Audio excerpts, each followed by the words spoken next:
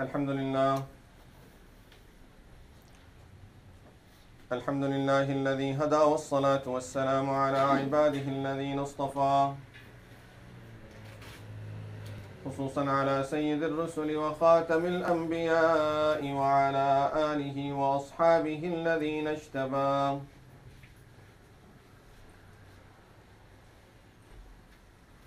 أما بعد فأعوذ بالله من الشيطان الرجيم بسم الله الرحمن الرحيم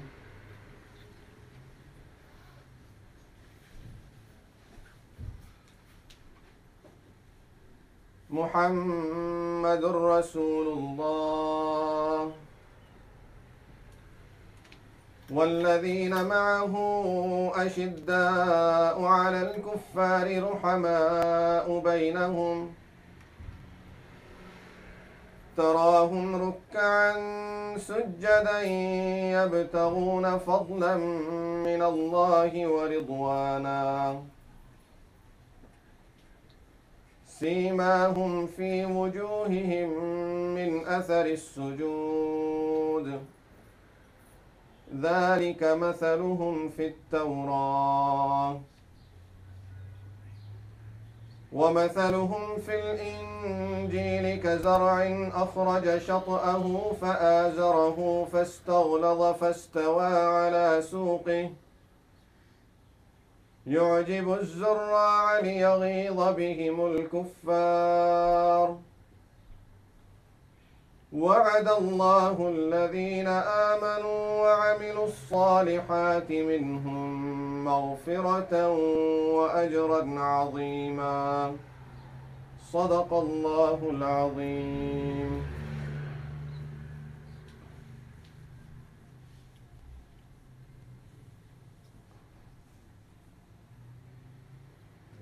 Today, inshallah,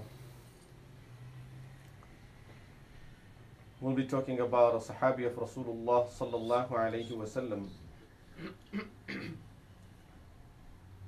who's not very famous amongst the Sahaba. You don't hear his name very often. Wasn't one of the first people to become Muslim. In fact, he embraced Islam very later stages of Rasulullah sallallahu alayhi wa sallam life. That was about in the 8th year of Hijrah that he embraced Islam. And then did not even have the opportunity to live for too long with Rasulullah sallallahu alayhi wa sallam. Was murdered before even that, before Rasulullah sallallahu alayhi wa sallam passed away.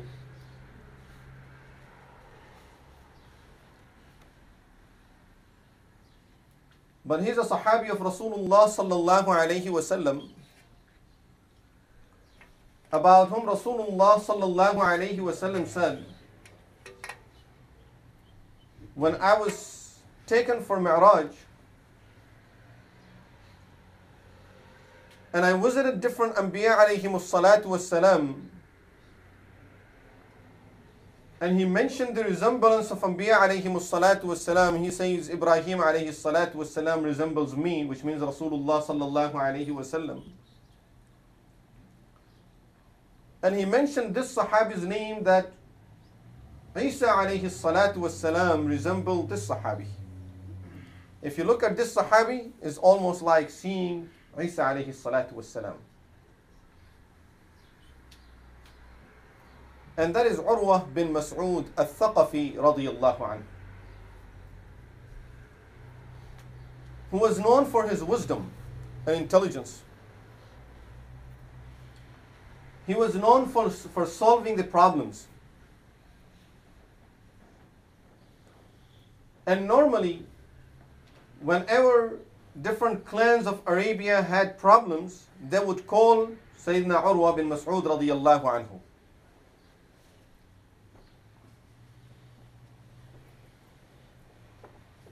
Although he was from Ta'if, from a clan called Bani Thaqif, a clan that was deadly against Islam, But you would find his name in the history of Arabia. When we read about the people of Quraysh, you would see that Urwah bin Mas'ud said this. When you read about other clans of Arabia and their disagreements, you would find that there is some statements made by Urwah bin Mas'ud at that situation. That's only because whenever they had problems and difficulties, misunderstanding, they would call Urwah bin Mas'ud radiyallahu anhu. And of course, that was at a time when he had not embraced Islam. At the 6th year of Hijrah, when Rasulullah sallallahu alayhi wasallam went to Makkah Mukarramah for Umrah, the kuffar of Quraysh tried to stop Rasulullah sallallahu alayhi wasallam from entering into Makkah.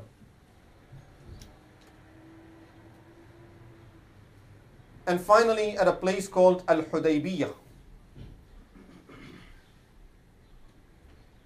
they started discussing with the kuffar of Quraysh, between Rasulullah sallallahu alayhi wasallam and the kuffar of Quraysh, had a discussion about when Muslims will be allowed to perform Umrah. What are the reasons for these kuffar to stop the Muslims from performing the Umrah? At that time, Urwah bin Mas'ud came to Rasulullah sallallahu alayhi wasallam.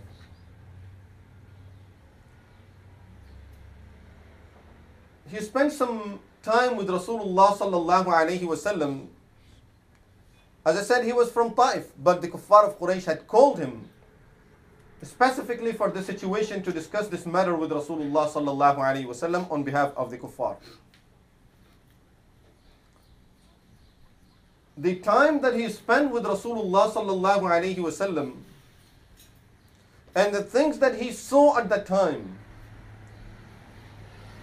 and he went and related those things back to his people, those are some very amazing statements for which I chose to talk about this Sahabi today, because we talked about the seerah of Rasulullah sallallahu alayhi wasallam in brief, or some of the rights of Rasulullah sallallahu alayhi wasallam in our previous session.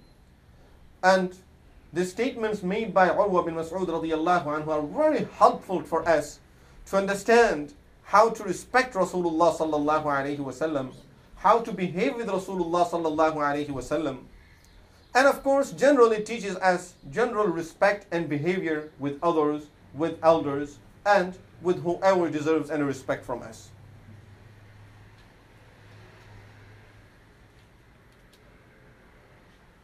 As I mentioned, the background of Urwah bin Mas'ud, very intelligent, very wise. Always people would call him for solving problems. So of course, they sent him to Rasulullah sallallahu alayhi wasallam to try to convince Rasulullah sallallahu alayhi wasallam to go back to Medina. As he came to Rasulullah sallallahu alayhi wasallam, he said, "Ya Muhammad, when I look around, I see a bunch of people around you who are from all different nations. They are from all different backgrounds. You see at Bilal, you see at Suhaib, you see at all of these people, they are from different backgrounds. If we would have a war, do you think these people are going to stand beside you?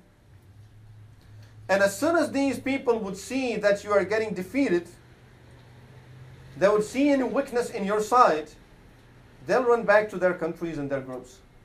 Where would you go then? إني لأرى وجوها خليقا أن يدعوا أن يفروا ويدعوك. I see some faces here. I mean, it's very well expected from them that they'll run away at any time and just leave you alone. What would you do then, O Muhammad?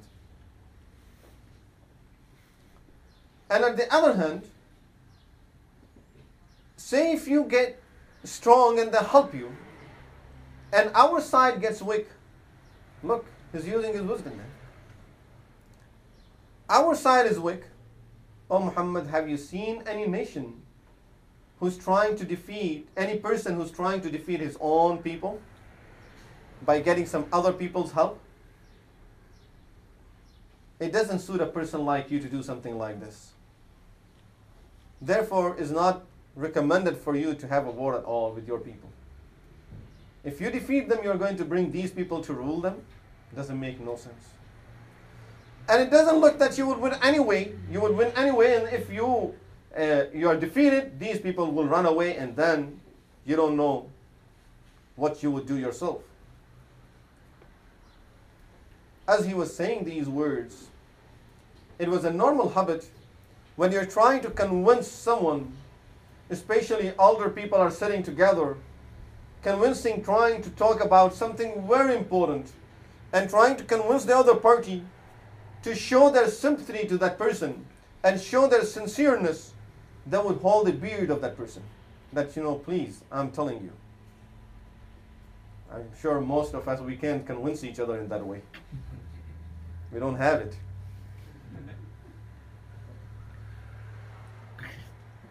So that was their way of convincing others or showing their sincerity in offering whatever they have been saying. Urwah bin Al-Mughira bin Shu'bah radiyallahu anhu was standing there. Whenever Urwah bin Mas'ud would try to touch Rasulullah sallallahu alaihi wasallam's beard, Mughira bin Shu'bah radiyallahu anhu would hit him on his hand. Keep your hand away. Then again, as he's talking, he would try to pull his hand here. I'm saying this with all sincerity, and he would hit him on his hand. Keep your hand away. These dirty hands cannot touch the pure beard of Rasulullah sallallahu alaihi wasallam. And throughout the conversation, he did not allow him to touch Rasulullah sallallahu alaihi wasallam or touch his beard. Of course, on one hand, Urwah was very upset with this. But on the other hand, he realized the respect these people have for Rasulullah sallallahu alaihi wasallam. And this reminds me of Abu Sufyan when he went to Medina Munawwara. And at that time, he was not a Muslim. He was a leader of the kuffar of Quraysh. He went to discuss some matters with Rasulullah sallallahu alaihi wasallam. He went to Abu Bakr radiyallahu anhu that, please take me to Rasulullah sallallahu alaihi wasallam and proceed on my behalf. I can go and talk to him. He said, I can't help you at this time. He went to different people. Finally, he said, there is one thing I can do. I have my daughter in Medina. Who was his daughter? Habiba radiyallahu anha, the wife of Rasulullah sallallahu alaihi wasallam. Subhanallah. This is a miracle of Islam. That the father is the leader of the kuffar of Quraysh, is the leader of the enemies of Islam, and the daughter comes to be the wife of Rasulullah sallallahu alaihi wasallam with her own willingness. It wasn't that there was a war between Rasulullah sallallahu alaihi wasallam, between the Muslims and kuffar, and they captured her. It wasn't like that. She came by herself, embraced Islam, and Rasulullah sallallahu alaihi wasallam accepted her as his wife. So he went to Habiba radiyallahu anha's home, knocked at the door. She opens the door for him, and she sees her dad standing in front of her. And of course, it's his daughter's home, so he walks in.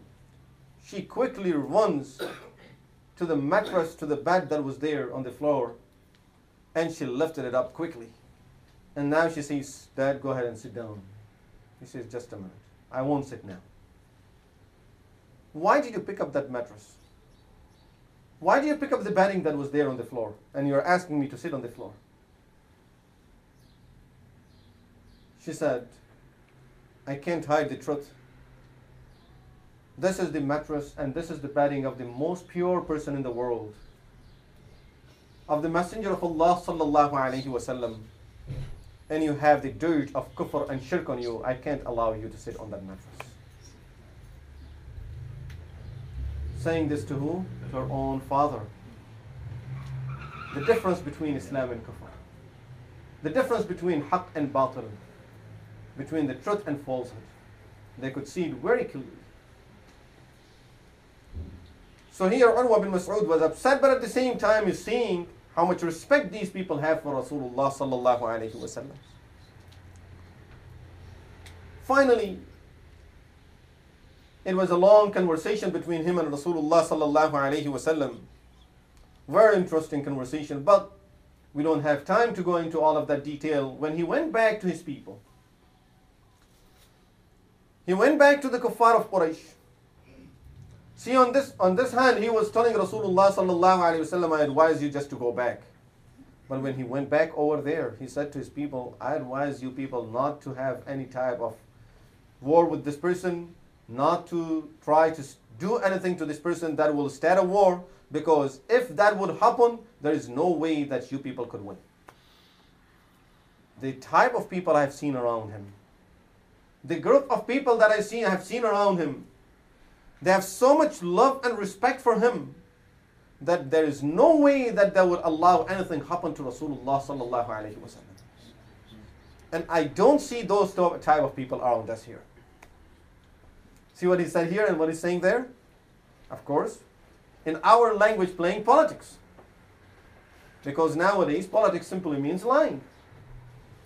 You have to lie on this end, you have to lie on the other end, you are a good politician. You make a false promise over here, you make a false promise over there, and you win. You're a great person. You did it. So, over this hand, he was trying to scare Rasulullah sallallahu alaihi wasallam, but on the other hand, he's being sincere to his people. Now he's saying what he has seen. He says, Wallahi ya qawm, laqad wafattu ala al-muluk. I have visited many kings and rulers of the world. And I have visited the superpowers of this time. Wafattu ala Qaysara wa Kisra. I have visited the Persian and the Roman Empire and the rulers. And those are the people that people around him, they worship him. They worship these people. They bow down for these people. They call him Rabb. They call him God. But he says, I swear, in spite of all of this, I haven't seen those people paying so much respect to their leaders and to their rulers as much as Sahaba ridwanullahi alayhim ajma'een pay the respect to Rasulullah sallallahu alayhi wa sallam. He said, there is no comparison. And then he gave some examples. He says, when I was sitting there, I saw him discussing some matters with his companions. When he talks to them and they are talking back, when he asks them for something and they talk back to him, they never raise their voice before Rasulullah sallallahu alaihi wasallam. While they are talking to him, they never look at his face. They keep on looking down out of respect for him. And then he stopped, he got up to make wudu. He says, that was an amazing situation for me. Rasulullah sallallahu alayhi wasallam was making wudu. They did not allow a single drop of water to drip on the ground. As he's making the wudu, all the Sahaba's hands are underneath Rasulullah sallallahu alayhi wasallam's body. And as soon as any water, they get any drop of water dripping from his body, from the as he's washing his parts of the body and the water is dripping down, they get it into their hands and they start applying it on their faces, on their bodies. And those Sahaba who cannot get the water directly, they try to get at least some of it from other Sahaba's hand, so that they can apply it on their faces, on their bodies. And we know another example of that, which is also in Sahih. When Rasulullah sallallahu alaihi wasallam shaved his head at that time, same time, Sahaba ridwanullahi alayhim ajma'een did not allow a single hair of Rasulullah sallallahu alayhi wasallam to fall on the ground.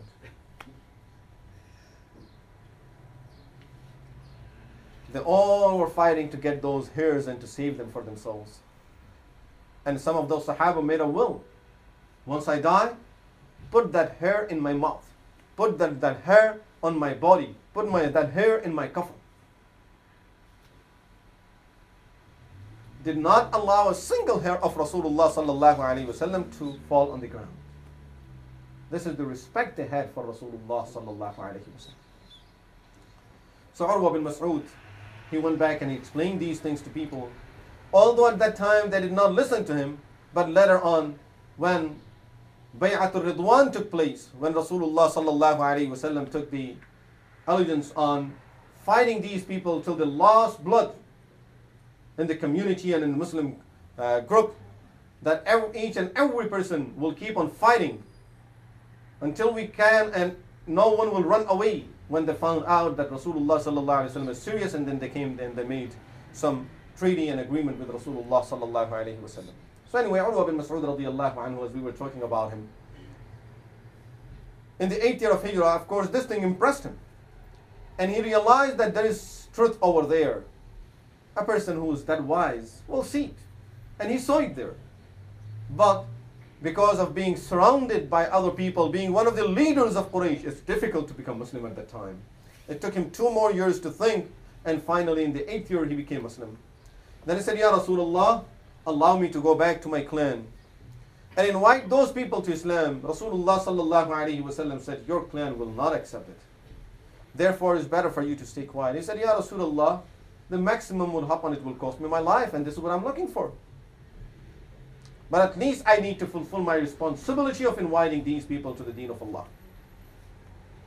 He went and invited them to the deen of Allah. They did not listen. Fajr time, he got up and started calling the adhan. As soon as they heard the adhan, they knew that this is the sign of Islam. And he's calling, inviting people to salah. They could not hear it. And they started attacking Urwah bin Mas'ud radiyallahu anhu. Someone threw an arrow at him that became the cause for Shahada for him. He had a very short time to be with Rasulullah sallallahu alaihi wasallam, but as I said, was a Sahabi who was loved by Rasulullah sallallahu alaihi wasallam. And Rasulullah sallallahu alaihi wasallam, when he used to look at him, he used to say he resembles Isa alayhi salatu wasalam, and that reminds me of that Prophet of Allah. These Sahaba ridwanullahi alayhim ajma'in, who had a little time to spend with Rasulullah sallallahu alayhi wasallam, they really earned a lot. And they got all of those blessings of Allah subhanahu wa ta'ala by having that respect and love for Rasulullah sallallahu alayhi wasallam, and that obedience for Rasulullah sallallahu alayhi wasallam. May Allah subhanahu wa ta'ala guide all of us also to the straight path, to follow Rasulullah sallallahu alayhi wasallam and follow the steps of these Sahaba ridwanullahi alayhim ajma'in in loving and respecting Rasulullah sallallahu alayhi wasallam. أقول قولي هذا وأستغفر الله لي ولكم ولسائر المسلمين والمسلمات وآخر دعوانا الحمد لله رب العالمين.